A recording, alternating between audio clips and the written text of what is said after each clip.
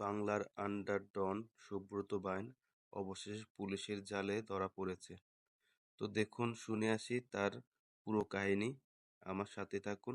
ধন্যবাদ। আসসালামু আলাইকুম। 2007 সালে তত্ত্বাবধায়ক সরকারের অনুরোধে কলকাতায় সন্ত্রাসীদের আটকের অভিযান শুরু হয়। কলকাতার সিআইডি কর্মকর্তা রাজীব কুমার সুব্রত বাইনকে ধরতে ব্যর্থ হয়। সুব্রত ভারতীয় গোয়েন্দা সংস্থার সহায়তায় জাল পাসপোর্ট তৈরি করে।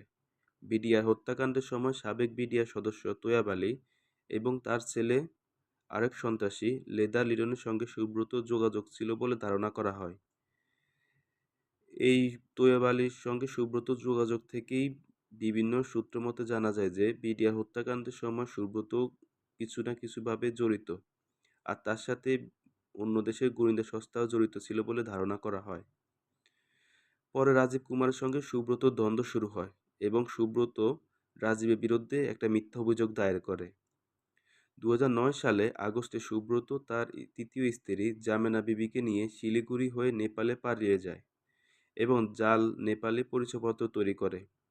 রাজীবের এসটিএফ টিম লেদা লিটনকে আটক করে এবং সুব্রত গাড়ি চালক রাজার ফোন থেকে তার অবস্থান নিশ্চিত করে এবং রাজীব কুমার গোপনে সীমান্তবর্তী এলাকায় নেপালে কাকরাবিটা বাজারে সুব্রতকে ধরতে অভিযান চালায়।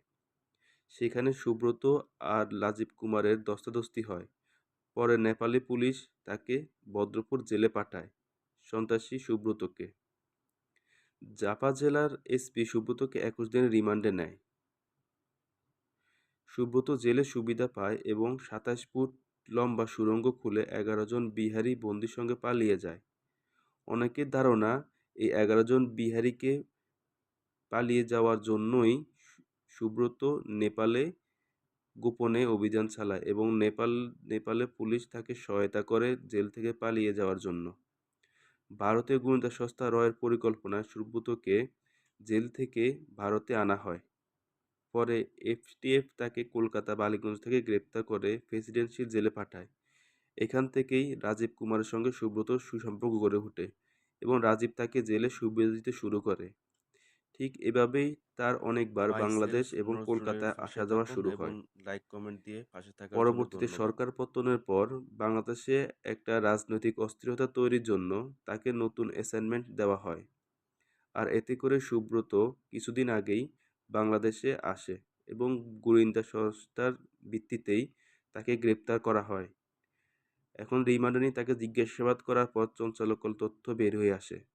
অনেকের ধারণা বাংলাদেশের জনপ্রিয় রাজনৈতিক